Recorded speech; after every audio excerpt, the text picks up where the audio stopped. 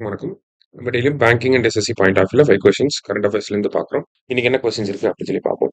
First one, GST collection in July 2026 is 2.11 lakh crore அப்படின்னு சொல்லி கொடுத்துருக்காங்க. So July 2026 GST collection 2.11 lakh crore.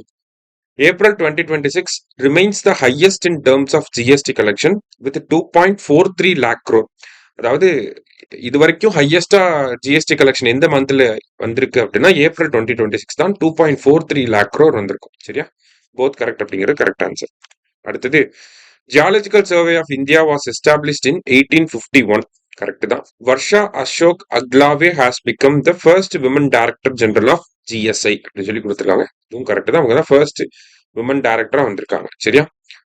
Both கரெக்டுங்கிற correct answer.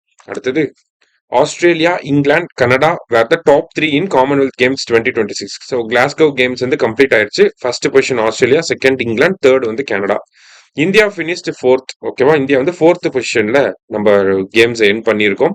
இந்தியாவை பொறுத்த வரைக்கும் 13 கோல்டு, 17 சில்வர், 9 பிரான்ஸ் மெடல், டோட்டலா 39 மெடல்ஸ் வந்து நம்ம வின் பண்ணியிருக்கோம். ஆல் ஆர் கரெக்ட்ங்கிறது கரெக்ட் ஆன்சர். அடுத்தது, prime minister launch the Nasha Mukt Yuva for Viksit Bharat Sankalp Abhiyan. So இந்த நாஷா முக்த் யுவா அப்படின்னா ட்ரக் ஃப்ரீ யூத் அப்படிங்கிற அந்த ஒரு கேம்பெயினை வந்து லான்ச் பண்ணியிருக்காங்க. ஸோ இந்த கேம்பெயினுக்கு கீழே எவ்ரி சண்டே, இது முக்கியம் ஓகேவா, every Sunday activities related to art, culture, sports, meditation, spirituality will be undertaken for the next 100 weeks to make India drug free. அடுத்த 100 வாரங்களுக்கு ஒவ்வொரு சண்டேவும் பார்த்தீங்கன்னா ஆர்ட் ரிலேட்டடா, கல்ச்சர், ஸ்போர்ட்ஸ் ரிலேட்டடான ஆக்டிவிட்டிஸை கொண்டு வந்து இந்தியாவை ட்ரக் ஃப்ரீயா மாத்தணுங்கிறது இதனுடைய அப்ஜெக்டிவா இருக்கு. சரியா? போத் கரெக்ட்ங்கிறது கரெக்ட் ஆன்சர்.